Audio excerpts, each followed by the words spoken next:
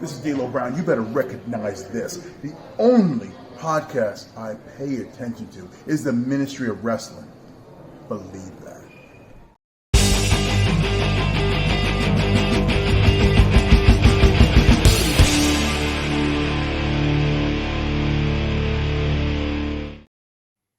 Too sweet. Yes, I'm not going to do it. Hey yo, because that's AJ's gimmick. That's AJ's not here. AJ's having a well-deserved holiday, and it's me. Double V's in the house. The Viceroy of Verisimilitude, Nico Lurot, and I am joined by then the tech, the wrestling fan that doesn't watch wrestling. Hey. And as always, Big Tone in the zone. In the zone. Love it. Yes, so some of the ministries in the house this week, as mentioned, AJ's having a very well-deserved holiday. But that doesn't mean the wrestling stops. We have to discuss the latest AEW pay-per-view. A little bit late, granted, but we have to still discuss AEW Full Gear 2023. Hopefully this comes out before Survivor Series, or else it'll be egg on the face. But we do what we can, guys. This was a good pay-per-view, I thought. I really had a lot of fun with this. There were some matches there was a match that I thought absolutely stole the show. And I thought there was a bunch of matches that really, really left a lasting impression. There were some good storylines being told. There was a good bunch of melodrama. There was a few beer breaks here and there and a few surprises. So I had a blast with it. Your overall thoughts on the pay-per-view? Ben? Well, from me, the matches I saw, I liked. And no disrespect to AEW, I work long hours, so I wasn't focused on the matches as much as I could have been. I went back and watched one match again. It's the one that I can remember something foul happening. When that comes up, I'll talk about it. It was... So when I watch it again, it's worse than I thought. Yeah, I had a great time with this pay-per-view. I concur with everything you both said. Like, had a lot of great matches, a lot of good outcomes, a few matches. But either way, AEW continues to remain on top when it comes to putting out these shows. And yeah, we all had a blast. Despite what culture's recent dislike of them, which I can't fully understand what's motivated that, but it's fine. We all like different things. The ministry still remain very much fans of AEW. That's what we're here for. Let's review this bad boy. What is our first match, Big Tone? Yeah, we're going to go with the kickoff show, Eddie versus Jay. What's the name? Jay Lethal. Jay Lethal against Eddie Kingston, yes? Yeah. For the Ring of Honor title and the strong, the New Japan strong open AJ's favorite wrestler after Grado. Now, the Grado dislike I fully get. I can't fully get behind AJ's dislike of Eddie Kingston. I love this guy. And I think AEW like this guy too. I don't know if you guys have had a chance to watch the Continental Classic, as they're calling it, which is basically AEW's G1. That's all they're doing here. It's a round robin, and it's a lot of fun. I can see Eddie Kingston in that final as the lovable babyface very easily. Definitely. But you know what? I really do think this is a coming out party for a certain individual who I'll mention later. For a few of them. You say lovable. I mean, I love Eddie Kingston. I find him lovable. Oh, I do as well. I think he's just real. I love it. And I know it's that argument. I don't want to fire a shot to AJ while he's not here to defend himself. But that's the perfect time. Thing he says about, like, it is the perfect time, isn't it? The thing he says about, people in New York don't take Eddie seriously. Yeah, much the same way the Lumberjacks don't take Brock Lesnar seriously. That's I like Eddie. I like the story he sells, and I like look into my eyes. I dig him. I like him. This match, he makes me feel. Not because of Eddie Kingston. Tell me, Big Tone, you've been watching Jay Lethal longer than I have. Maybe you'll agree with this. I get the impression that when Jay Lethal burst onto the scene, it was cosmic what he was doing. He was so ahead of the curve with everything he was doing. But now he's being drowned out because he hasn't really evolved in his run, which is why they're surrounding him by guys like Sanjay and Jeff Jarrett, who respectfully have got slightly more to offer personality-wise than him. He's a pure wrestler. Now, His now wrestling that point, I have to disagree. That's on the personality point. Yeah. But the wrestling-wise, he's stagnated. Maybe, but like, what is this? Like, he's sort of completed like wrestling as a career. He's done everything throughout his like careers in both TNA, Impact Wrestling, and Ring of Honor. Like before Joe broke his TV title reign, Jay Lethal was the longest champion. Like he's had excellent like runs, but now I suppose he has gotten to be a bit stagnant, and yeah, there are more interesting characters.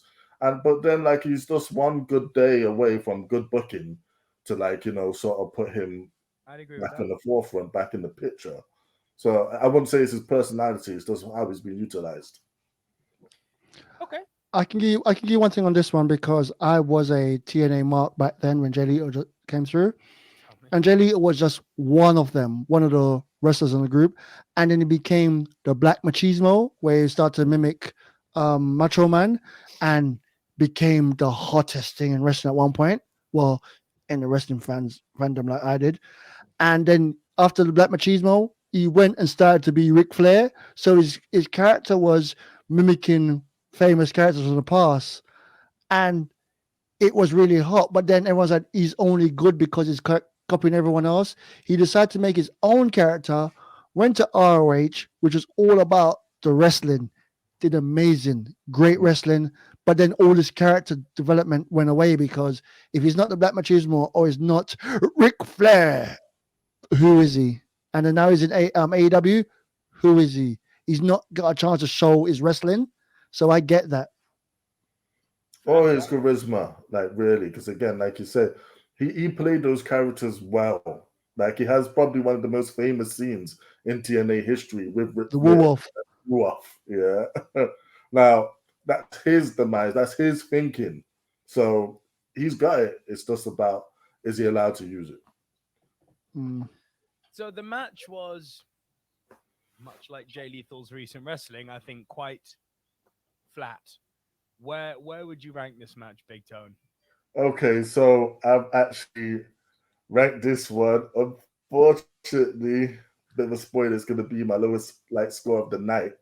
Acknowledge me, yeah. It's not quite a beer break, but again, the wrestling of these two, it was not something I would call unmissable. It was serviceable, yeah. And on an AEW pay-per-view, it deserves to be like on the pre-show at the very first match. It wasn't exactly something I would say, oh, diehard fans need to tune into. If I was trying to get someone to watch AEW, it wouldn't be a match I would show them. It's filler, really, which is sad to say because again, those are two great talents and everything, but it's just not much happened in the match. They had a bit of back and forth. Eddie hit his finisher, which I'm not really too sold on that finisher, by the way. But yeah, he hit his finisher, pinned him, and it was done. You know, simple. The spinning back fist, you mean? You mean that move that knocks a lot of people out Yeah, in the spinning back UFC? fist. Okay, I like it. it's real. But then this is the thing. The Yeah, guys but who are like, so into the fighting stuff never. Your watch- mic is really low. I know they said it's fine, but for me it's quite low. I can hear beautiful. What a transformation. We can now see your lovely face. The microphone's no longer blocking you. Thank you for moving out of the way. Very good. Okay, and where did that leave people score-wise then with this match? Well, as usual, AEW love to put in last-minute matches, and this was one of the last-minute matches.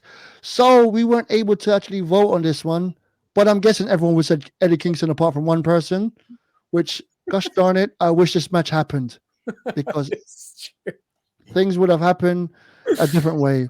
But we didn't get to vote on this one. You're not wrong, actually. AJ would have probably picked Jay Lethal for this. Yeah. You're not wrong. You're not bloody wrong. Big Tom, what's the next match? all right, next up is Claudio Castagnoli versus Buddy Matthews. Ah, do you know what? Claudio is such a frustrating wrestler for me because he's got superhuman strength, insane in-ring acumen. Like his ring IQ is incredible. His ring awareness is amazing. But he's such a dork. He's such a dork.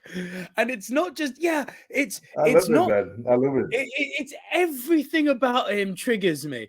It's when he comes in and he does that. It's like, what are you doing? Why are you punching the air, bruv? What are you doing? Like, or when he jumps off rings and he screams Geronimo, or when he grabs people for the big swing and he looks at the camera and goes, I'm like, you're such a dork. You Dungeons and Dragons playing Little Swiss Man or Big Swiss Man. Like, I like Dungeons and Dragons. I'm firing shots, but he's such a dork. But the talent is undeniable. Claudio doesn't really have bad matches. I actually think this was, I don't know if you'll agree with me or not, Big Tone or Dan, but I actually think this was a kind of undersung dream match, having Buddy and Claudio go at it on an ability level. I was intrigued. Well, what it done for me is showing how big Buddy is. God damn, that guy big. To think that guy was 205 this guy was champion. once cruiserweight champion as well. There you go. There you go. That's crazy. That's crazy. And then he's going to, and we were talking about it on the night. The Claudio thing, we love him in tag teams. His solo runs have never really been the greatest. Right. So I don't know what to make of him. Like, I loved him in the bar, which at the first time was like, oh, whatever.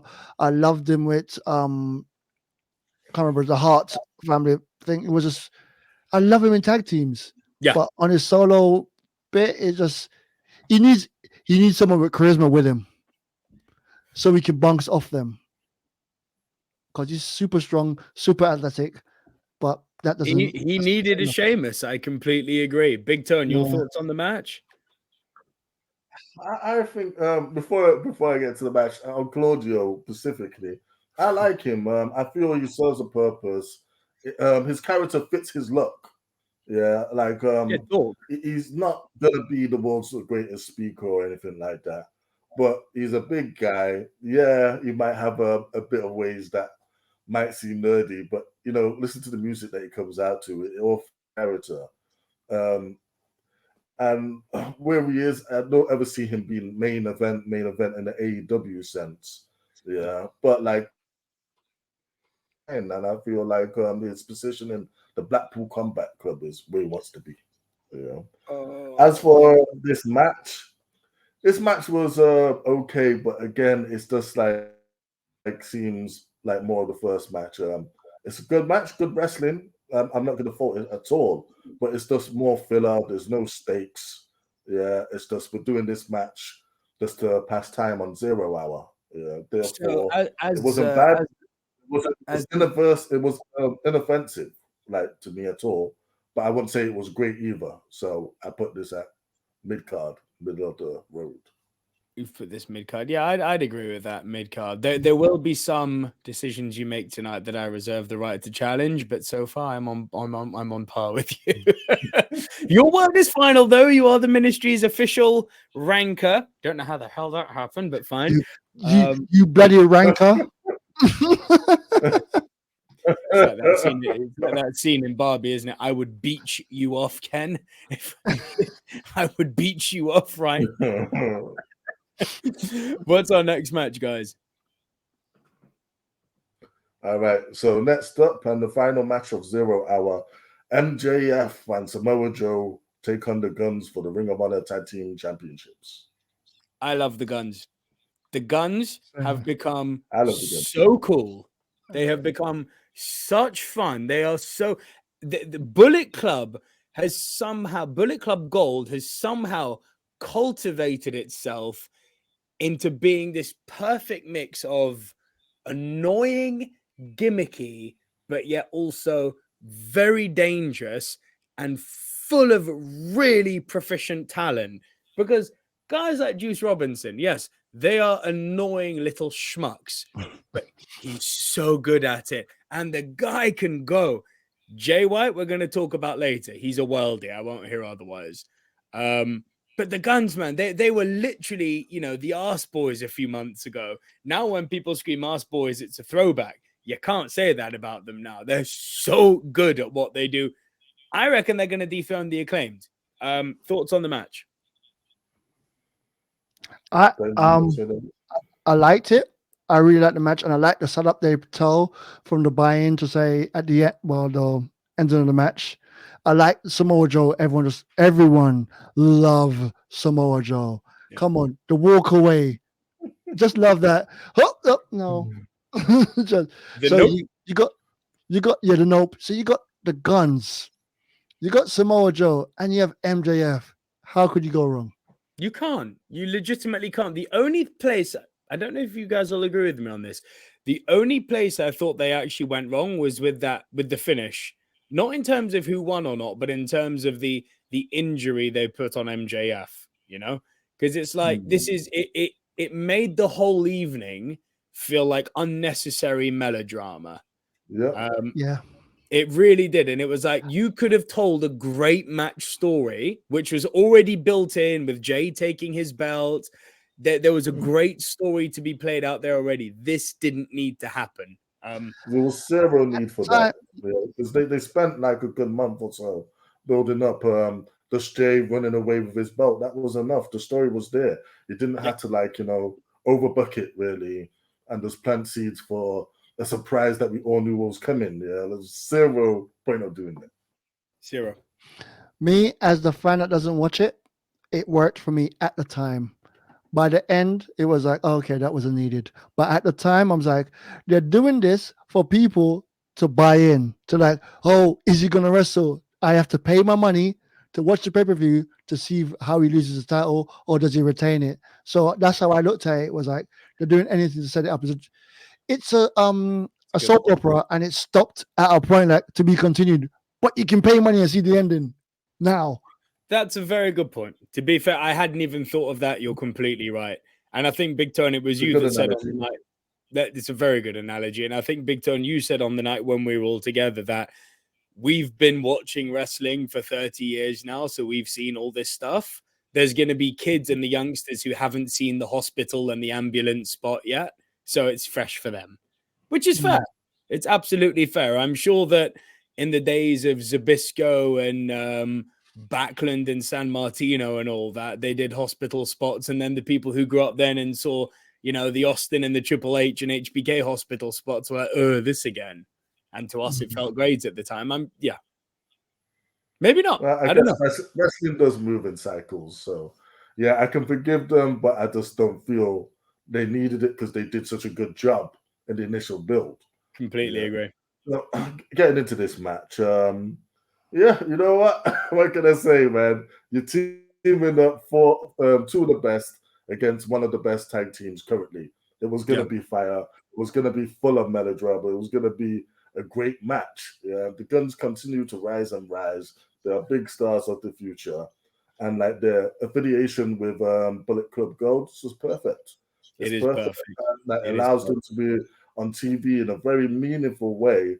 And again, although I may not have fully agree with it, them taking out MJF, great heel work, isn't it? Yeah, it is. Puts them in a light to go further and further. Like you said, they can easily go for those AEW Tag Team Championships, or they could be the ones that finally dethrone Max and Adam of the Ring of Honor titles. It doesn't matter either way. Adam. So, Adam. I love Roddy, man. I love Roddy. The hardest proper in wrestling. Who knew? Yeah, exactly. You know what? Hats off to the little gimmick because I was a bit worried for him coming in, but they found a niche for him. But as for Joe, like I said, like you said, everyone loves Joe. I love Joe, man. Joe is just so good. I love Joe. You've seen Dynamite. His mannerisms, the way he just conducts himself in the ring. This is a true monster, a true beast, a true talent. I'm so sad that WWE only allowed him to get to a certain level. It's ridiculous. He should have been a multi-time champion as far as 100%. Have you watched Dynamite? Yeah, I watched Dynamite Oh, again. the promo. Again. Oh, Joe's promo. Yes, Oh. Joe. Like I said, I in my heart of heart know that MJF's going to hold the title for a long time. Yeah. Yes. But Joe has me believing he could actually do it because his promo is that good. Yeah, but Jay had me believing that. Wardlow's You got know, me you're believing talking that. about you're talking about the buy-in match. You know, we haven't been in the pay-per-view yet, and y'all in there. Let's There's quite a lot of matches on this card. Let's get back to our You ignored it. Sorry, scheduled what do you rank this match? I've got to go with this is awesome because it was awesome. MJF, the champion, he made us believe again. MJF has got our hearts right now. Yeah, he's pulling our heartstrings. Who would have imagined MJF, the most despicable heel in the business at one time, has become the most beloved face naturally and organically, not pushed on us. He just comes across as sympathetic, although like we are crossing our fingers for that dastardly heel turn one day. There was signs of it on Dynamite. I beat a Ring of Honor champion from Chicago twice in Chicago. I was like, there he is. There's the scumbag. There he is. Bring him back. But has he changed? Has he changed? Yeah. Or is he just being like, I want to do something? Because remember, I don't watch it that often, but when I see the pay-per-view, that time he was over the match with Adam Cole, and he was like, oh, I want to, but I'm not going to. I want to, like he's trying to fight again. He's a full baby face now, but they're already teasing him turning. The first tease came today of him being that little nugget of, hey, this guy is still there. It's gonna happen. He's gonna to keep his run going. He's gonna have to become a heel again. He has to. All right, let's get actually into the pay-per-view. First match. Oh, wait. On this one, the first two matches we missed with the scores, but on this one, the ministry actually voted. And obviously, you can't vote against Joe and MJF. So everyone went the same way of Joe and MJF. Retaining? Yes. I'm going to say retaining, even though Joe is not the champ, but, you know, they retain the title. So everyone got a point. Big Toe, everyone got a point at the start. The first match of the pay-per-view was? All right, it was. There was a great opening, by the way. Sting, Darby Allin, and Adam Copeland versus Patriarchy. I love that that's the name of the stable, by the way. It's so funny. Christian Cage, Luchasaurus, and Nick Wayne. All right. How's your father doing? I'm gonna say something that might be very, very unpopular here. Considering remember Sting's on my Rushmore of wrestlers. I have no time for this feud. The only thing keeping this feud alive is the hard work of Christian Cage. Yes. That's it. I don't care about Sting and Darby's involvement in it. I thought that the way it played out on Dynamite with Adam Copeland doing a freaking concerto to Nick Wayne in front of his own mother and then trying to tell me that he's the baby face. I'm like, I'm sorry, what? The lines have been blurred. No, everything before the mum arrived and before Adam Copeland arrived was gold. And again, it's down to the brilliant work of Christian Cage. Take Christian out of this. This is dead. Match was fine. That's just my opinion, though. Dan, what did you think? Adam being a babyface is weird. I know he was a babyface towards the end of his career in WWE because it was a case of him coming back and he can't help but be a babyface at that point. But this guy's a natural heel. Why didn't he do all this, join forces, and he turn on Sting and make Sting lose on the pay-per-view for the first time? I wanted to see Christian and Adam Copeland team up to be up their hideout to say, why are you retiring? And beat Sting into retirement. Not for Sting to retire, but come on, can you imagine him being he's a scumbag character. Oh yeah. Christian is a scumbag. Adam Copeland is a scumbag. They should be scumbag for life together. They will. It's coming. I know they will, and I understand they're making him face because he's a fresh face in AEW, so they don't want to make him come in as a heel. But you can come in as a heel. Look at Adam. Damn it. Adam Danielson? Cole. Adam No, Cole. baby. Adam Cole. Adam Cole. Adam Cole came in. He was a face for this much, Yeah. and then he beat the crap out of Jungle Boy and became a heel. Just easy on the Adam Copeland / Edge heel noise, because last time Edge in a recent run was a heel is when he created the House of Beta, when the Judgment Day were a joke. It was when he left that they became cool. How long was he in that group before it became? Quite a while. No, it wasn't. It was a few No. months. It was a couple of months. Yeah. Well, thank you so much, Adam Copeland, for creating a group that everyone loves now. That no one could see the what was going to happen. And the reason why he left the group was because he wanted to be Space Magic, and he was like, "That's stupid." So he left it, and it was gone, and it did wonders. So thank you once again. Thank you. Anyway, Big Tone. this match was good.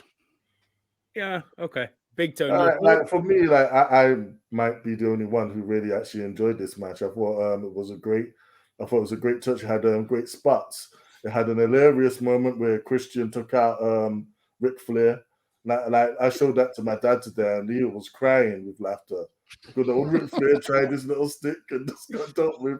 I liked the little entrance, but I do think since this is like Sting's last ride, like the focus needs to be on him. So why is he coming out to Edge's music? Yeah, I did like the touch with the paint on all three of their faces. I did like the part where they put their bats together. That was pretty cool. Yeah. And like the match itself, I actually did that. I thought was quite exciting. A lot of good back and forth. One thing I want to say is, please, Darby Allin, man. I'm actually a sadist when it comes to wrestling, but you scared me. If I'm telling you that you need to stop, man, you really need to stop. I love seeing people get their ass whipped, yeah. But again, you just do this too often, like week in, week out. And I want to see you have a long career. I want to see you be a multi-time champion because you got the star power, you got in you. Out of the four pillars, other than MJF, you're the most ready. Yeah, I don't want it to be over before it begins. So, Darby, I get it. We love you. We love everything you do. But just please slow it down just a little bit. Yeah. How? But like as the match itself, you know, because of all these factors, because of like it was Sting's last match in where's it Caddy? Yeah. And also the funny parts via Christian Cage and everything, and the spots by Darby. I thought it was an awesome match. So my ranking for this is awesome. Wow. Okay. I would like to put a vote forward now that this is awesome and Acknowledge Me need to be removed from the rankings. 7 rankings is too much. I think we're going to have to revamp this. 5 times. 5 times. You can have 7-star Tokyo Dome, Fight Forever, mid-card, beer break. It doesn't matter. Why are we complicating? This is going to be going for a later note. We're literally doing what everyone this is AW of. Here's a TBS championship. Also, here's an international championship. They're both mid-card championships? Yes. No. Yes. I like the amount of titles, but that's me. I like it too. I do question the Continental one though, but anyway. That's weird. Anyway, let's keep this quick. Now we keep this quick and to say, yeah, please, thank you. Once again, we all can't vote against Sting, so obviously we all vote for Sting. Yes, it's Adam Copeland's first pay-per-view match, but it was a case of Sting's match. Last time in Cali, can't vote against him. Can't vote against Sting. Can't be done, baby. Big Tone, next match. All right, next up, Orange Cassidy versus John Moxley for the International Championship. I love this. I absolutely love this. This was the story. I had such fear going into this match that they were going to kind of almost retcon the second run by being like, so we know John got injured, but he was the guy we wanted to put the title on. So we're just going to revert back to type and put the title back on him and just continue as if nothing happened. And they didn't. They gave us what I think is a real feel-good moment for one of the best wrestlers of the year. Orange Cassidy is a revelation. He's become so much more than just a gimmick wrestler. He's got heart. He's got skill. He's got an interesting move set. I love everything about this guy. And I'm so happy he's like conquered his Goliath, so to speak. Fantastic. Then? Yeah, for me, y'all know Orange Cassidy is one of my favorite wrestlers. Love his wrestling style. Love the fact that he can go hard. He can go, so he doesn't go to. But wasn't this? No, it was the next match. It was a Texas death match. We talk about it after. I thought because this, yeah, it was good. I love Orange. I love me some OJ, and because of that, there's nothing you can do wrong to me. So yeah, I'm gonna stick with that. Cut it short. Big Tone? Okay, well, I enjoyed this match. Yeah, it's just for me the drama wasn't there as much because again you broke the legendary lengthy reign of Orange Cassidy already, so therefore this match felt like it was less for me personally. I'm not saying they did a bad job, not saying that at all. It was good and like they're always entertaining, but it almost just felt like it was another match on the card, especially like considering the fact that the international championship had switched hands so many times. I wasn't convinced at all really that Orange was going to lose that title that night. Yeah, so that's just me. So like for me, I wasn't able to get the same amount of depth and drama and enjoyment as you did, Nico. So therefore, I had to score it middle of the road. It was by no means bad, but Wow, it wasn't like, I can't say it was awesome because I didn't feel that way. No, do you know what? I'd actually agree with that. It's again because our ranking system's wrong, but I would give it mid card. I would give it mid card, but yeah, it's a very this is a good mid card match. Yeah, but it was a solid mid card match. Solid mid card match. Should have been more. I'll agree with that. And points wise, then how did we go on this?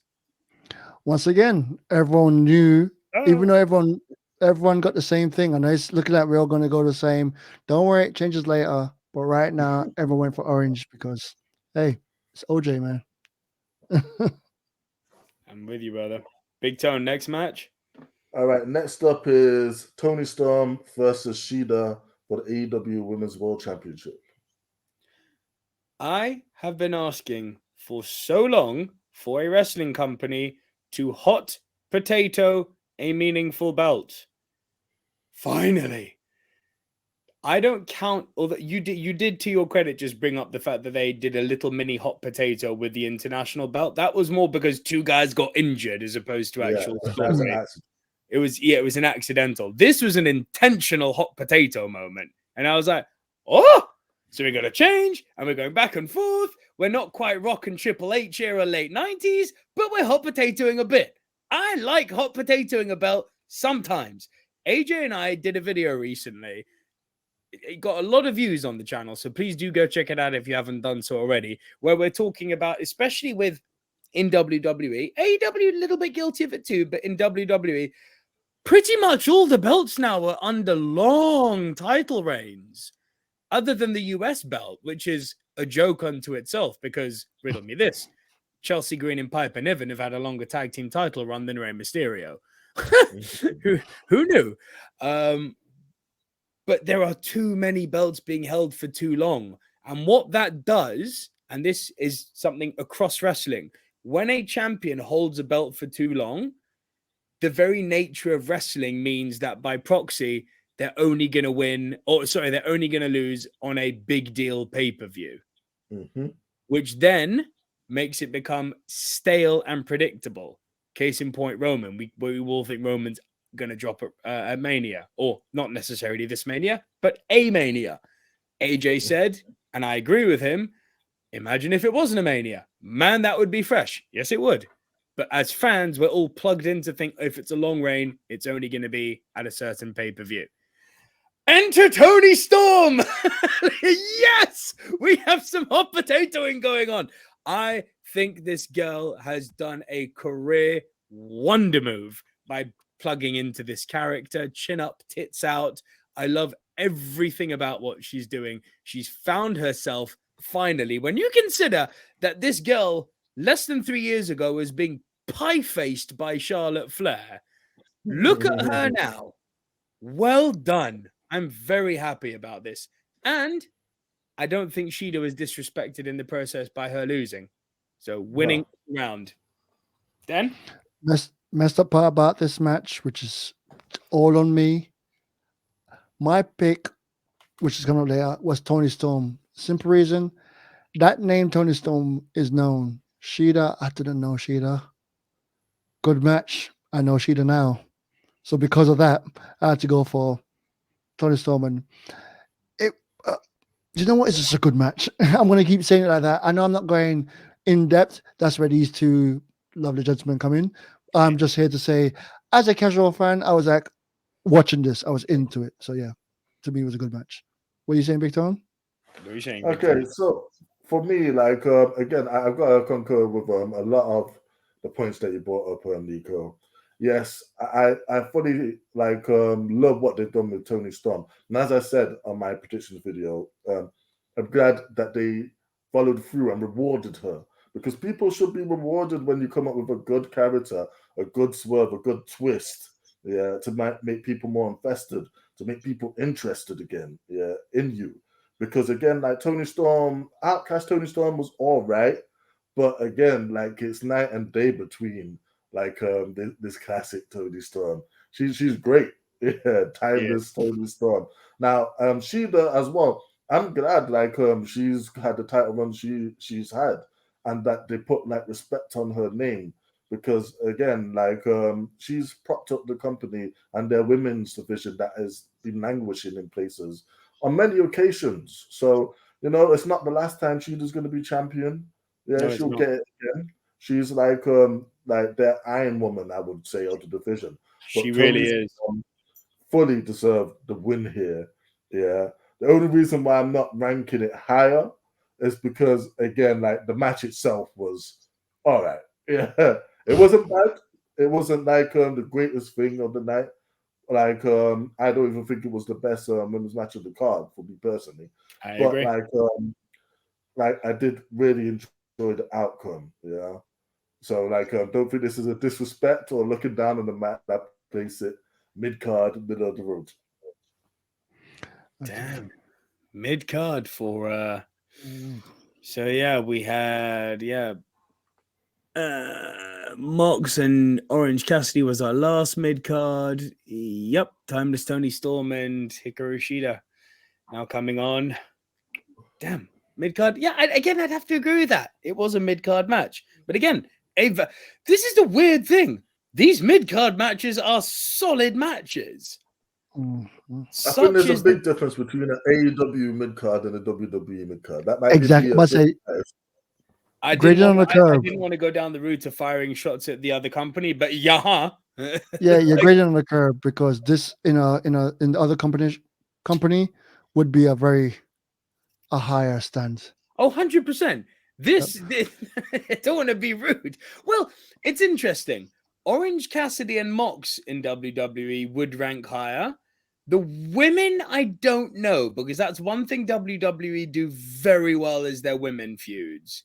The top women feuds, at least. Okay, because it shows us we're best friends. The mid-card women feuds, though this was for a top belt, but the mid-card women feuds are dead. But no, the top card feuds are good for most part. Okay. I got to give WWE. I don't like, yeah, exactly. But I don't like WWE, but I got to give them credit where it's due. The top end of their women's division, they booked very well. Big Tone, next match. All right. So next up was the Fatal 4-Way for the Tag Team Championship. Was it? Oh. No, yeah, it was in a ladder match. Okay. I'm so happy for Big Cass. When you consider the journey this guy's been on, I'm not even going to acknowledge everyone. I'm going to do a little big love letter now. The fact that this guy ended up being the first to go from that group between Enzo, Carmella, and himself. Then he went through like this little indie circuit, got completely out of shape, discovered the wonderful wonderful world of drugs and got himself through rehab.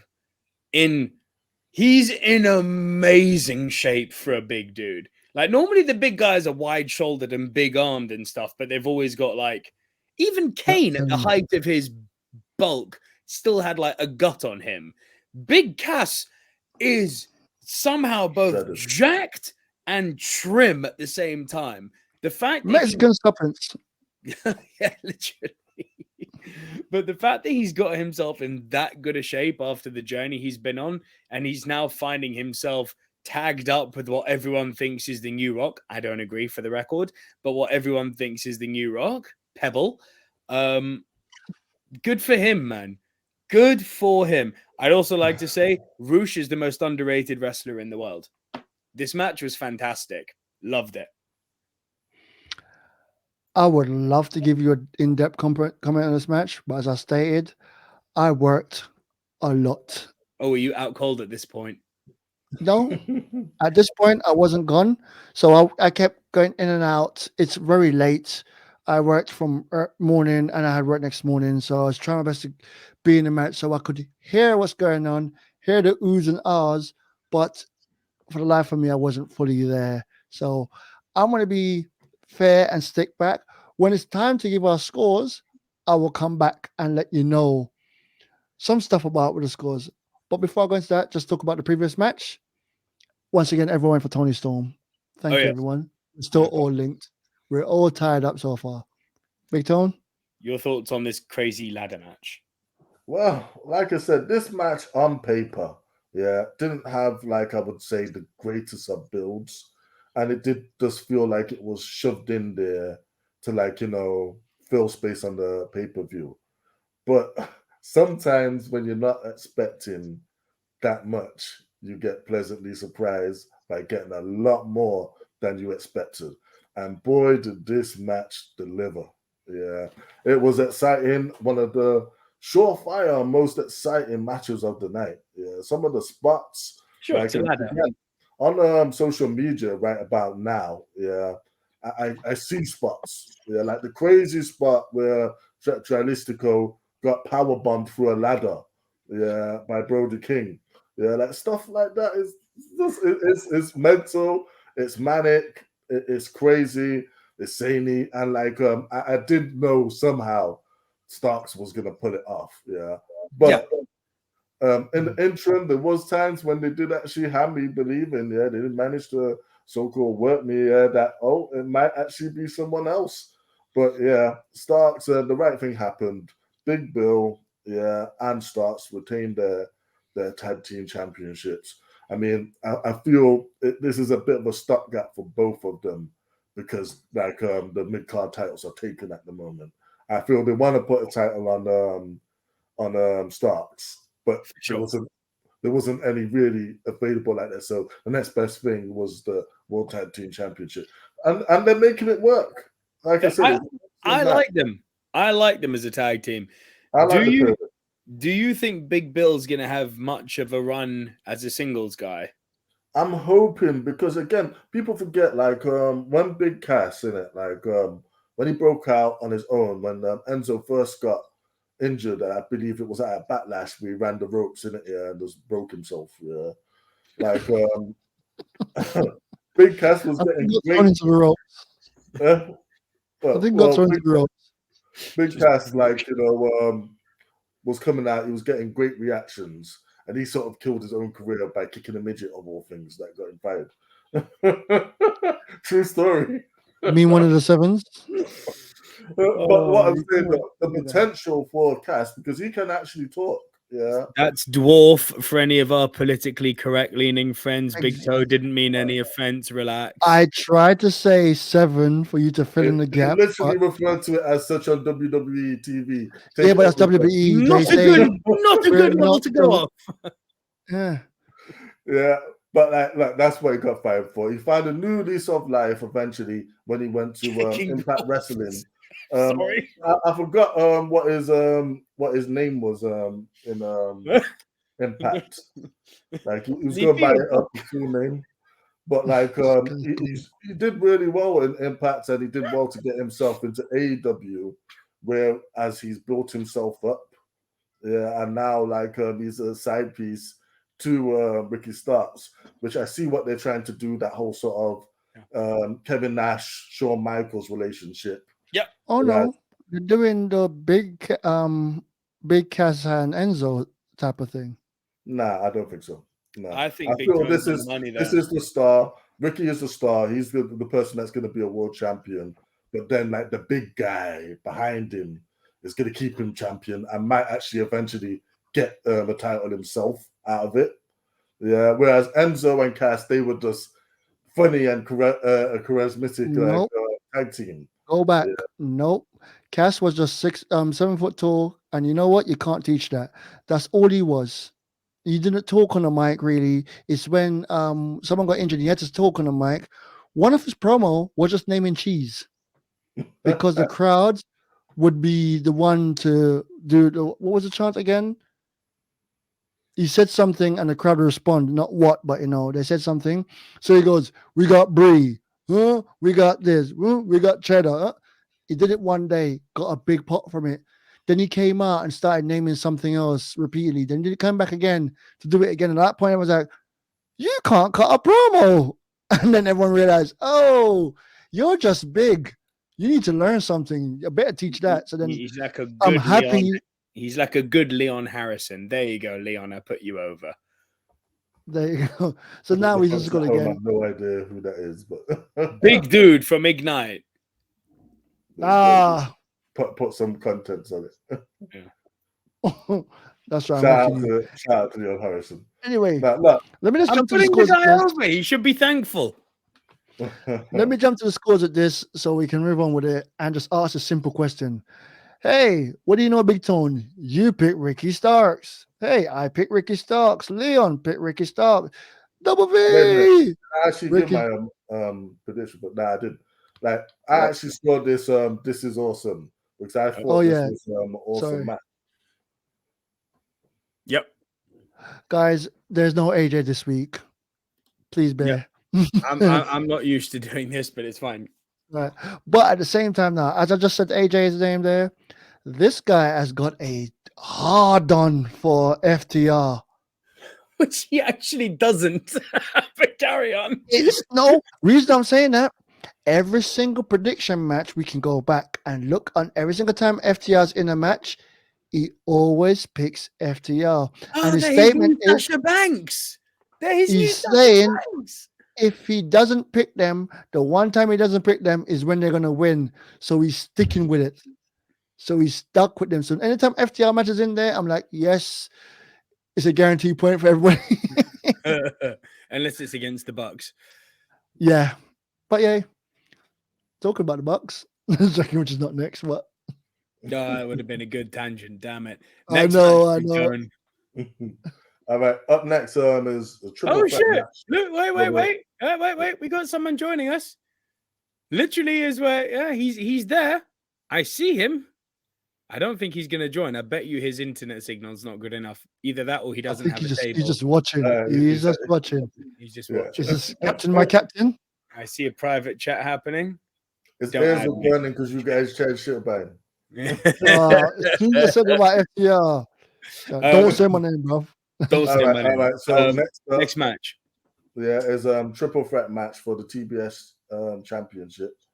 Contestants being Julia Hart, Sky Blue, and the champion at the time, Chris Statlander. This hurt me so much. I'm the only guy, it seems, that saw Statlander dropping the belt. And I actually, so at the time, I don't know if you guys watched the predictions or not. At the time, when this match was announced, we had confirmed to be in it Julia Hart and confirmed Chris Statlander. The remaining competitor was either Red Velvet or Sky Blue. And I said on my prediction, categorically, if Red Velvet beats Sky Blue and ends up in the triple threat, Julia Hart will win. I got it. I should have just stuck with that. Hence the laughter. That's called. That is called thinking with your. Because Sky Blue's my favorite woman in wrestling. And I want to see gold on her because she looked cute with gold. I really love Sky Blue. I can't help it. I've got the hots for her in a major way. Don't tell my wife. I really enjoyed this match. It was, I thought, a necessary surprise. And I'll be the first to say, I actually think Chris Statlander's title run was good. 21 title defenses is nothing to turn your nose up at. Oh, want me to go next? Please. I will go next. Make it quick and easy for myself. Once again, there was 3 matches that I didn't see. This is second one of the 3. And these guys, they did try to wake me up. They tried to like, D, you're going out. I went, yeah, I'm just resting my eyes. I'm so sorry, guys. I am so sorry to you wonderful people that did all the hard work. But what I'm happy about was the fact that Nico picked someone and they didn't win. And I woke up at that point and, damn it, I should have picked her. I was like, yes. I know I got a point. No, did you win? No. No one won. Did Nico lose? Yes. Okay, cool. I went back down. Anyway, Big Tone. Okay, so again, like I said, there was 2 women's matches this night, and I feel this was definitely the better out of the 2 because maybe it was the stakes and the points at hand, but also I just thought this match was a great showcase of 3 young up and coming like female talent. The the talent, the world champions of the future, like all 3 of them. Yeah, 100%. It's funny, because in my predictions, I was actually thinking if it wasn't going to be Statlander, the most likely to win would be Julia Hart, given by the reaction she had at Wrestle Dream. The crowd was like solidly behind her, but I just thought logically that like Chris Statlander was on a tear. Yeah. Now it's debatable for me whether I would say it was a success, but I feel anyone coming after Jade was going to have a bad job anyway, because again, Jade had such a monumental run. Yeah, I just feel that Statlander, she had the luck. I'm a fan of her work. It's only towards the end they start to do more with her and make her that ass kicker, which I wanted to see. And I thought that's what was going to happen here. But no, I was surprised. And guess what? I like it. AEW subverted my expectations. Yeah. And they went a route where I didn't think they was going to go for a while. I definitely looked at Julia Hart and thought that she's up and coming. She's got a great following now and a great. Oh, is that all she's got? That's great. Yeah, well, that too. But like I said, it goes back to rewarding good gimmicks and good gimmick changes. Yeah, like Julia Hart has owned it ever since I called it time ago. That ever since Malachi Bat spat in her face, she was gonna join the House of Black. Yeah. But this is why I thought Sky Blue was there. I thought that was the swerve because she's twisted her character and she came out to new entrance music. I was like, okay, it's there. She's coming as well because again, Julia, she needed time in that marinating pot to just marinate just that bit. I like to find her niche. And then and like I said, Sky Blue, she will probably be the person that dethrones Julia Hart off that TBS title. So don't worry, it's coming. But like I said, the back and forth for this match was great. Yeah, I had a great time, and I would be remiss to score this anything other than awesome.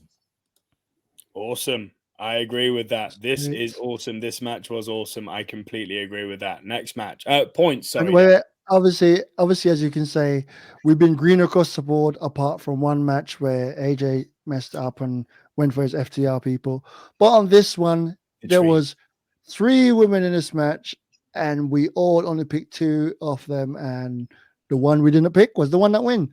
So everyone else went for Chris Statlander, apart from Nico, who went for his all over the place, but ended up with Sky Blue. So we're all sitting in the red. No one got a point on this match. Yeet. Big Tone, next match. 3 more matches to go, guys. Nearly there. Yeah. All right. So next up, it was Swerve Strickland versus Hangman Adam Page in a Texas death match. I think I'll let Den go first here. Look at Den. Look, he's like a caged chihuahua looking to get out. Go, buddy. I am so sorry, but remember I talk about there was a match I went back and watched because I saw pieces of it, but I was coming to, and I saw something. What the hell? So I went back and watched this match. Oh my god! Oh my god! They made me believe they wanted to hurt each other. Like they truly, like, I'm like, yeah, wrestling, they're trying to entertain us and look, no, they got beef. We're using weapons. At one point, a man laid down under someone, opened his mouth, and let the blood flow into his mouth. Then got up and spread it around. I was like, what the? Yeah, I watched it.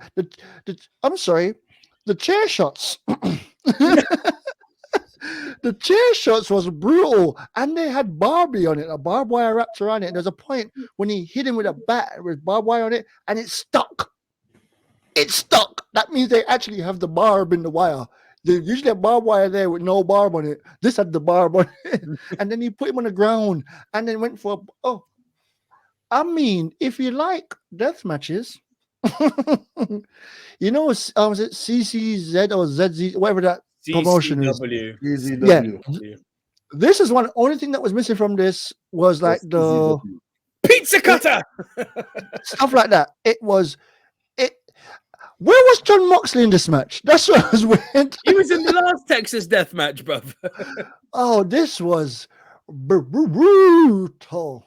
Brutal. Where? I may be a bit wrong in the head, and it's strange because the hardcore match is never something that I instantly gravitate towards turning on. But just like a good car wreck movie, when you see it, you're like, entertain me. Something switches in my head where I'm like, oh yes, bring it on, bring the pain. Now, can I tell you? I'll make a. I don't think it's that bold, but it's a grandiose statement. I think what we saw was history in the making that night. I think you are going to see, much like the legendary matches have, the spots replicated over the years. That blood in the mouth spot is going to be seen more than once. You're going to see people copy that spot within the next 6 months. You're going to see 450 splashes onto glass in the next 9 to 18 months. What these guys did has changed the game. It's one of those very rare matches where, despite watching wrestling for so long, you can say, this I haven't seen before, and this is going to be replicated.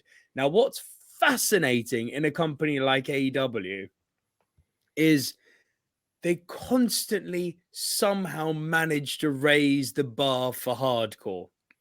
The lights out match where Britt Baker and Thunder Rosa literally tore shreds out of their faces and were crimson messes.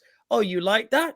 Here's one of the best cage matches. We'll get to that. Here's one of the best cage matches you'll ever see between the Young Bucks and the Lucha Brothers, and the Young Bucks are going to do super kicks with thumbtack sneakers. Oh, you like that? Yeah.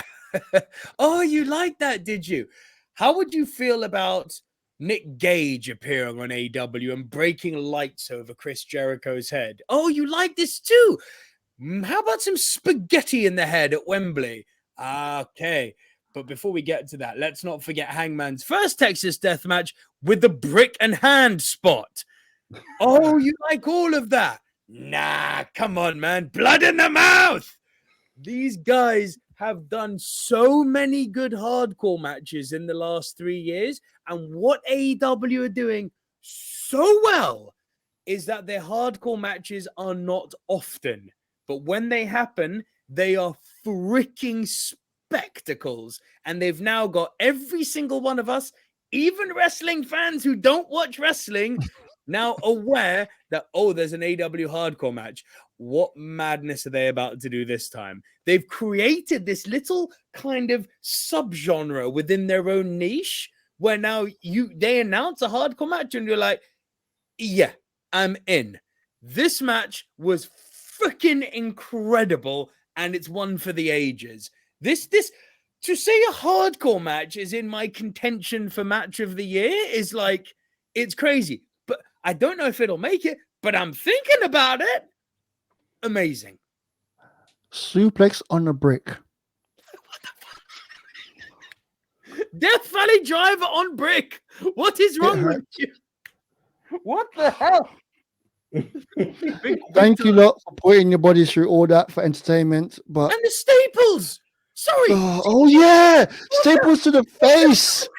Staple the paper. Oh, then the stick. Let me staple it again. The Wow. chest. I'm sorry.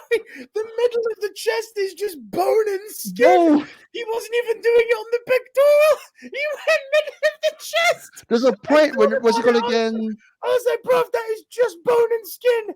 That would have hurt Swerve. so much. Remember, Swerve was just walking and he just started smiling and staple, Yeah. staple Yeah. to himself. The adrenaline kicked in at that point. That was like Muhammad Ali in the old days beating himself up when the guys can't hit him. Oh. I'm like, what are you doing, mate? You know what, Big Tone, you haven't said anything. Blood in the mouth, Death Valley drivers, barbed wire in the hair, glass on the back.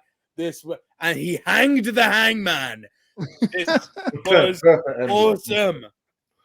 Yes, so damn this match, you know, did have me like conflicted a bit, like when I was scoring it, because I did think there's a part of me, even as you know, a guy that likes to see people get the ass whooped, and a bit of a sadist, like when it comes to certain things, a part of me thought they went too far in many spots in that match. Now, if you got me to think that, yeah, what can I say? Yeah, like I was enthralled, I was mesmerized by that match.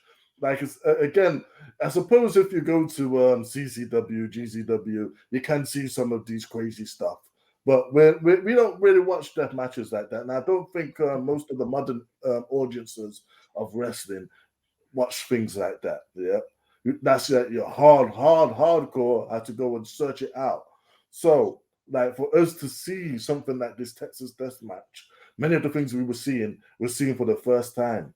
And after watching wrestling, as Nico said, for a good 30 odd years, yeah, like subverting our expectations, showing us something new, it's a hard task, and you did it. Yeah. Boy, did you did it. Like I said, from the staples. Like the first staple, we was like, damn. But then, like, you know, when you start stapling pieces of paper to a man's body, like the face, the cringe, and then you finally finished it up with the face, man. And then, like, it's like Swerve broke through the pain barrier and just like started stapling himself. And like, yes, the crowd was rightfully chanting, "You sick," you know what? Yeah, because. How can you not? Some of the things that you've seen in this match, like when they brought out, I love it. Like when they brought out the bag, and all of us we were sitting in the living room watching it, and we was like, "Oh, it's gonna be fantastic." I was like, "No, it's gonna be glass." Yeah, I knew they would go to that extreme. Yeah, and what was it? It was glass, black glass, something I've also never seen before in wrestling. And like they poured it out, and the spots, wrapping around the barbed wire. Yeah, and then like clotheslining people at the ring. Boards. Like there's just so much. Like I said, we forgot one spot. The Luthez moonsault. The throwaway slam moonsault on top of the barbed wire table. Carry on. Sorry. This, you know, like usually we say this high flying match, we go, this is Spot Fest. That was a Spot Fest. This was just a death match fest. Like usually you hear that term is a death match, and what happened? There's some tables and chairs. Oh, they bring out a baseball bat wrapped in barbed wire and then hit you by holding the bat, right? But it's not. Or at the end there's a suplex on thumbtacks, or there's a gotcha. But that's the finish. They open violently, so you're like, where they going from here? They can't open like this. Sorry, is the match going to be? There was like, but one more, like there was one thing in it like that I was surprised we didn't see with like the carnage we seen. It was like, you know, fire. I thought that's what was coming next. It'll probably come next time because they're just They're just too crazy. They went so far. But like I hope one no thing one I gets would say hurt. about this match, like from a standpoint of a wrestling show, yeah, it told a great story, and this was literally like the rise of like go back, I'll finish it. All right. Yeah. This was literally like the rise of Swerve Strickland. Yeah. Like I said, I think this whole classic Continental, yeah, that is his match to win. I think that's his title. I think that's his tournament to win, really. Can I disagree with you on that? Oh, you can, but wait, let me like finish or we're never gonna get Oh, through okay.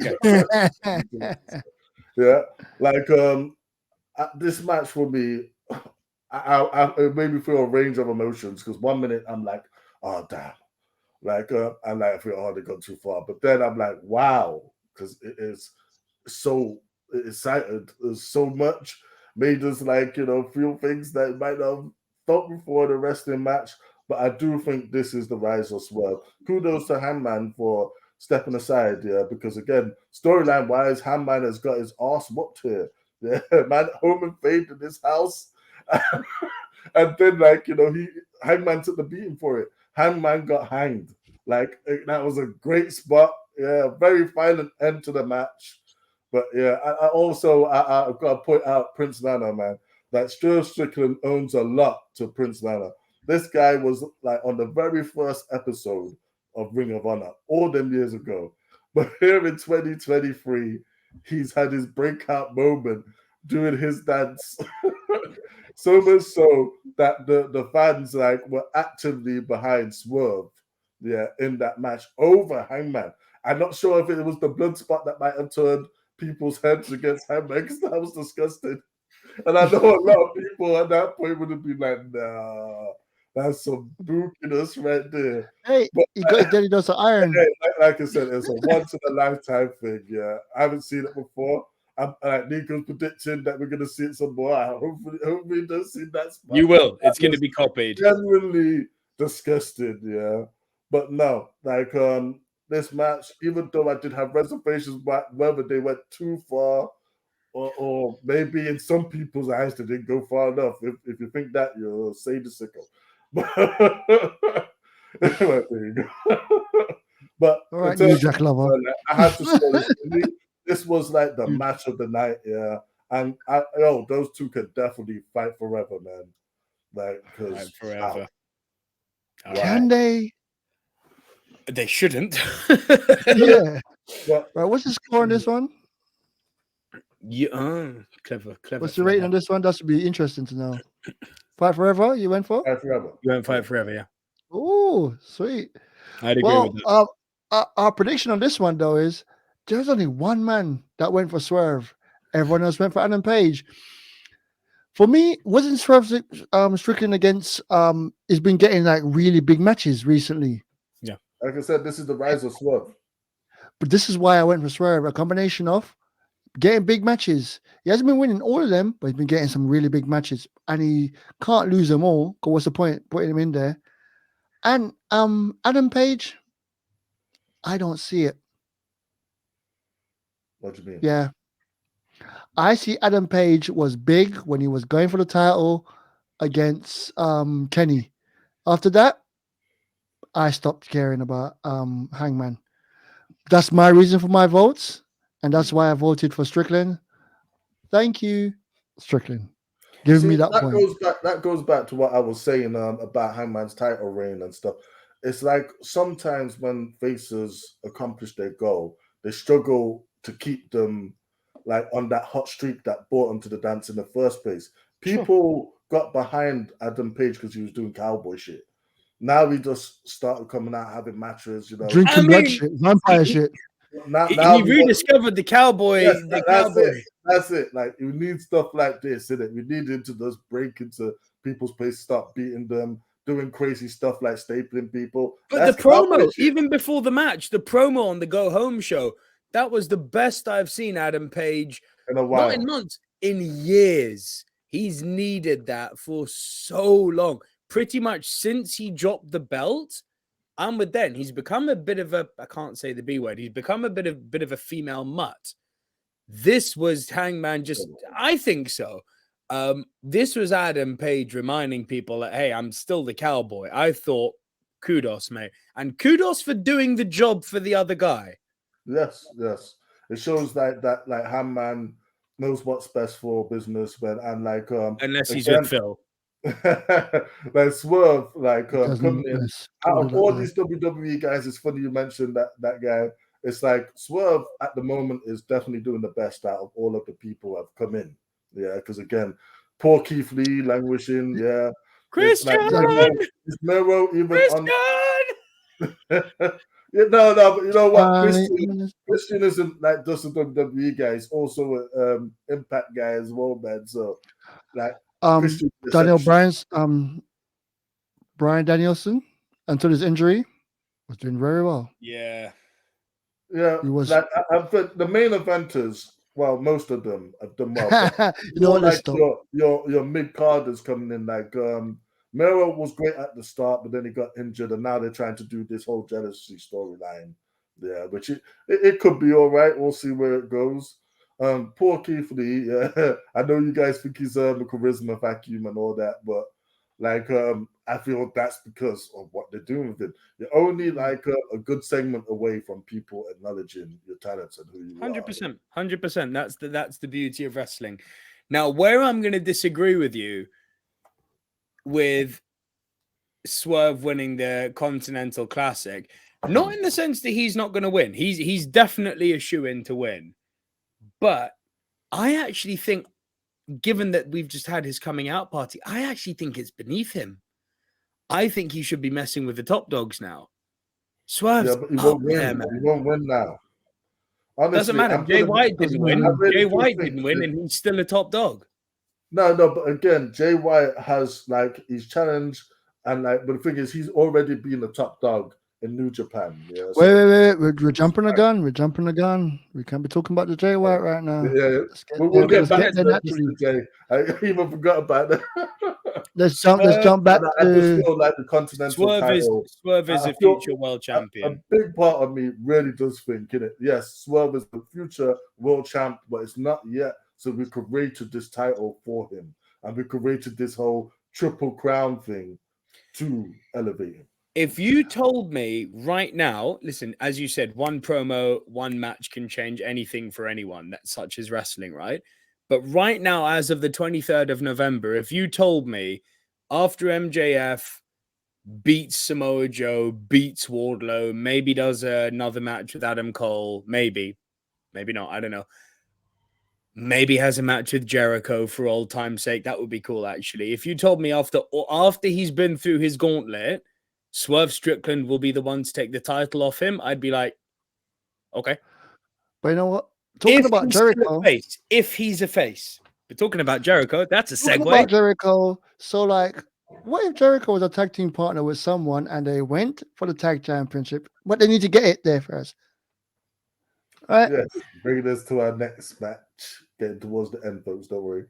Golden Jets versus the Young Bucks. I should point out the Golden Jets is Kenny Omega and Chris Jericho. Terrible name, but I love this tag team. Love Golden anything. Golden anything. This I was shocking love- to me because, like, I'm like, isn't Young Bucks and then Kenny friends? Aren't they the Elite? What's going on? I haven't watched it for a while. Why are they fighting against each other? So the How is elite, Jericho friend? the elite are very well. Basically, Don Callis, who was Kenny's manager when he was Yeah. heel, he's now got his own stable, and he seems to be going after all the Canadians essentially, because the Don Callis family have got it. They went after Kenny, then separately in a separate story thread, they went after Jericho because Don Callis invited Jericho to join him and leave the Jericho Appreciation Society. Jericho told him no. And then, the enemy of my enemy is my friend type thing. Jericho approached Kenny and was like, so he's got it in for me and he's got it in for you. I don't think he can handle both of us. And such is what happened. Kenny and Jericho joined forces, and the Bucks were like, This guy? Him? He's a douche. And Kenny was like, easy, easy. And obviously Jericho escalated that because no one calls the Ayatollah a douche. And so Jericho and the Bucks are like that. Kenny's kind of stuck in the middle. But then Kenny threw an unnecessary shot at them. He was like, remember what happened last time I left you and we went in a tag team? It was me and Hangman. You lost on that exchange, but we can do this again. And then Nick Jackson got involved. Was like, let's do it again. So they are doing a little bit of a copy and paste story from what Omega and Hangman did when they left the Elite the first time. It is a bit copy and paste. But considering what I love about this is that it's AEW not treating their fans like dum-dums. They know that we're aware that there's a bigger wrestling world out there. They know that pretty much the inception of AEW was built off of what Omega and Jericho did in New Japan. That's kind of what stoked the fires of AEW coming into existence, right? There's so much history there between these two, but they've always been like that with each other. It's kind of like the first time you're seeing them come together. Like Jericho, if someone wanted to make an argument that he's the greatest of all time, I would listen to that. I would listen to that legitimately. One of, but if someone, definitely one of, but if someone said, no, the greatest, I'd be like, good choice. Yeah. Huh? In my eyes, he is 100% the greatest. I usually say one of. I would say on the top 4, whatever it is, but I'm saying the greatest right now for the simple reason, top guy in every way he's been. Everywhere he's been. And not been top guy because of his name, been top guy because he pushed in WCW. WCW, they didn't want him to be a top guy. He wasn't on paper a top guy, but for the fans, he was a top guy. And who matters? The fans. Came to WWE, WWF, actually. They didn't want him to be also again top guy there. He did come out against The Rock at first, and he was meant to be there. But he was a WCW guy, so everyone wanted to kill his career, but he didn't let it. Got fired, and he worked through that. Yep. The first 2-belt champ, he's got the undisputed champ. Yes, it was over stupidness. First ever, he beat The Rock and Stone Cold in one night. No one would have called that. No one would have called that. He did that. He then went off and did his own little thing. He went to other little shows. He was still the man everywhere. And he kept reinventing himself. Every time he came back out different. And he got that new character over. It's still Jericho. It's still Y2J. But it's a different Jericho. And he got it over. Came AEW, got it over. And he did it for years and years. And the thing is, you can be a top guy for 1 to 5 years. But to go for that many years and still be up there, 30 years nearly. Got to be classified as I'm a Shawn Michaels mark. He was 4 years off with his back, and then he was gone again after. Was it 4 years again? No, 5 years. He came back and he was gone again. He wasn't the top for that long. The closest to him would be Cena for maintaining that level. I know everyone want to go Hulk Hogan and stuff like that, but different times. Different decades. Hulk didn't have the longevity that Jericho did. I know. Hulk held titles for long, but Hulk didn't wrestle for as many years as Chris. That's what I mean. When I said he wrestled for a long time. But look, as I said, Jericho, possibly the greatest to ever do it. And I agree with everything you've just said then, no argument. To see him, and I know AJ won't agree with this, I don't know how, but to see possibly the GOAT wrestle with a once-in-a-generation talent like Kenny Omega, it's lightning in a bottle, man. Like, put the belts on these two. Love for Ricky and Big Cass, but put the belt on these two now. Thanks for bringing it back to it, because I want to hear Big Tone's take on this match. What are you going to say, Tone? Well, look, man, you put Kenny Omega, you put like you guys in it here, you just like really stroked his back, and deservingly so. Chris Jericho won the greatest time of all time, versus the Young Bucks, who are arguably the greatest tag team in the world today. Yep. We put that in a match. We all know it's going to be fire. And hey, surprise, surprise, it was. Great back and forth. I do like the story going in, but I do also feel it's a bit. I feel it was a bit rushed that they're splitting up the Elite already because they only got back together a couple of months ago. Yeah, but hey, it's fine if you want to make the Young Bucks heel and send them in a new direction. I'm for it as well. Yeah, I also feel that Kenny Omega could do with stepping it up a little bit more for what we know he's capable of. Yeah, because again, we've not really seen that Kenny first since he was wrestling Takeshita. Yeah. And or even before that, like you can go even further than that when he was wrestling Ospreay. Yeah. You can't argue it's the dance partner, but again, you can also say that like Kenny, I feel old EVPs, and like this is also throw Hangman in this because they are like behind the scenes and sort of very much involved with the running of the company. Like the hesitation to like elevate themselves sometimes takes a back seat to pushing other people forward. Yeah, and to be honest, I rate and respect them for that. But we also do want to see Kenny what he can do. So I'm looking forward to that run. I thought his match with Max for the world title was very good. But again, that came out of nowhere, and again, that really should have been a pay-per-view main event hyped match. There's many people that never seen that on Collision. Yeah, Kenny's not back to 100, man. Everyone watches that. Yeah, so they're not going to know about it. Kenny's not back to 100, and he's still one of the 5 best wrestlers in the world. Yeah. There you go. Kenny himself probably didn't want to put that on pay-per-view because he won't give the fans what they would be expecting from Kenny. Yeah. Maybe well, sometimes it's good to get surprised on a good show. The right build that they will actually go ahead and give us that Omega that we want. Yeah, like I said, I know that match on Collision was excellent, but I know those two can even turn up even more. They probably will one day. Of course they can. And I hope they do. But the thing is, though, where do we go from here now? Because the Young Bucks' little implosion at the end of the match was actually very entertaining as well. They was mad because they lost their tag team title shot. You know why I think the Guns are the Bucks are going?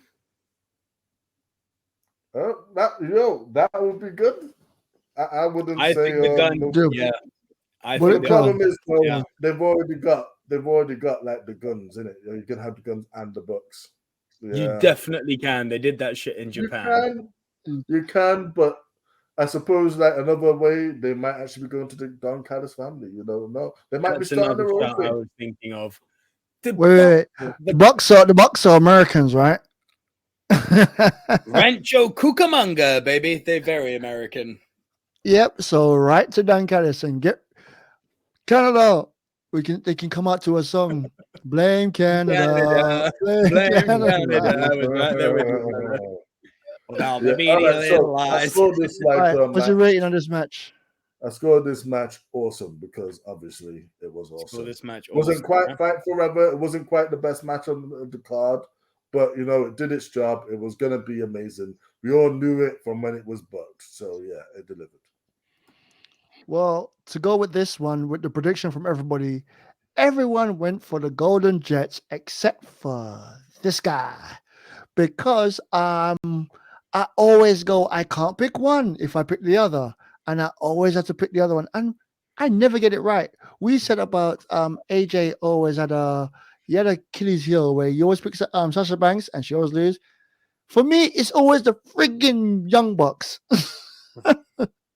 I've never gotten it right in a Young Bucks match, and I did it again. They did it keeping my streak at Wembley too. Got it wrong there as well. 100% of the time. That means I'm right 100% of the time, all the time. And time for the main event. Most definitely, which was the world champion MJF versus Jay White. But all night they were predicting something else. It wasn't meant to be MJF. Or MJF, don't let him take it away from me. Then it was, I'll wrestle him instead. And they went, yes, we will. While he was on the crutches with a leg brace. Once again, I said there was 3 matches I missed out on. I already named 2 of them. This is the last one. Can someone fill me in what happened? With what specifically? This match. Why did it end up? How did MGF came back? How did he make it back from the hospital? He drove Wasn't the Adam ambulance Cole? back. He did the Stone Cold and Kurt Angle spot. And limped It's it to a the ring? miracle. And he hobbled to the Yeah, ring he and needs to do it. he hobbled to the ring and fought on one leg, sort of. Which does that make what's his opponent called again? Jay White. Does that look bad for Jay White to lose against a one-legged man? Not with I the way thought the it match played out. I don't think so. Great. Not with the way the match played out. I thought it was such a match of extremes, because on the one side, the melodrama, as we've already said at the top of the show, was completely unnecessary with the existing story they already had.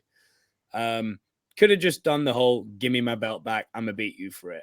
Prove to me why you're one of the best in the world." Yada yada yada. Go. We didn't need to do the leg injury stuff, but we did that. Now, despite a wrestler as good as Jay White losing to two cripples, somehow the match played out in a way that Jay was still protected and looked like an absolute beast.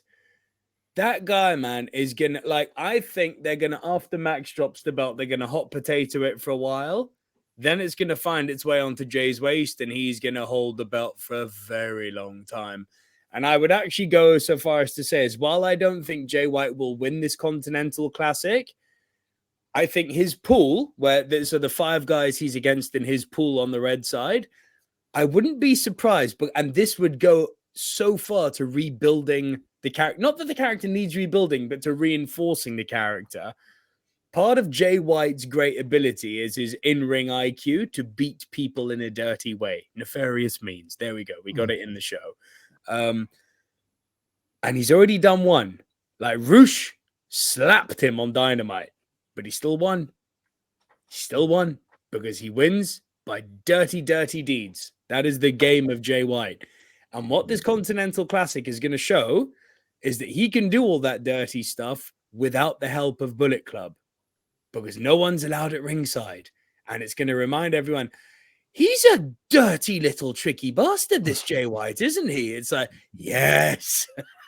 And to make it really annoying, he's also a really good wrestler and he doesn't need backup. So I think somehow miraculously, despite losing against two cripples, he's still come out smelling of roses.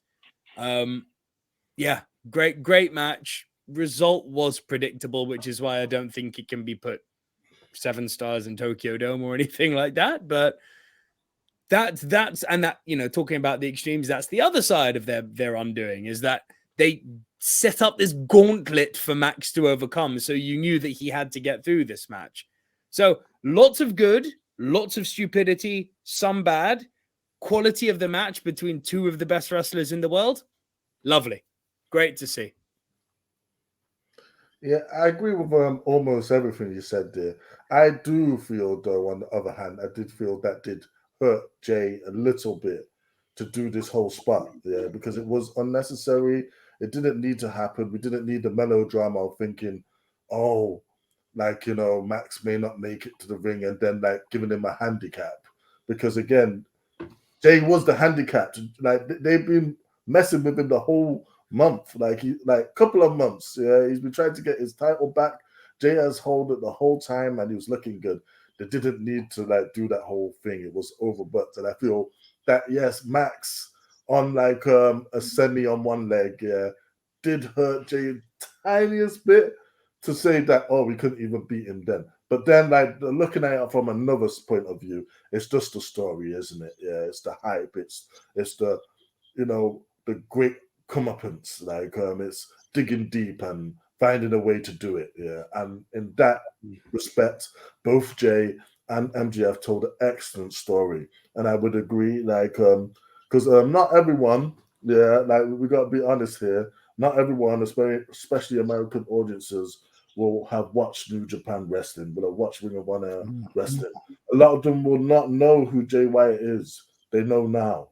They know to look out for this guy, and they know this is a future world championship holder. Yeah. So yeah, Jay all three did lose, and yeah, he did lose to a cripple. he still does come off, I will agree, Sven of Roses. And we're looking for the future. I feel he'll have a great showing in the Continental Classic. And to be honest, if he won the whole thing, I wouldn't be unhappy with that at all. Because one thing we've really got to point out about this Continental Classic is that person becomes not only a Continental champion, but a double world champion as well for New Japan Strong and Ring of Honor. So someone is getting a serious rub out of this. And if it's Jay White, I'm happy for that. Yeah. Eddie Kingston. Anyway. Yeah. He'll be in the final. I'm calling it right now. He's continuing with his run. And like you said, they stacked the deck against him. He's got many opponents. Dynamite this Wednesday was great. Yeah, I'm so glad that we're doing MJF versus Joe again.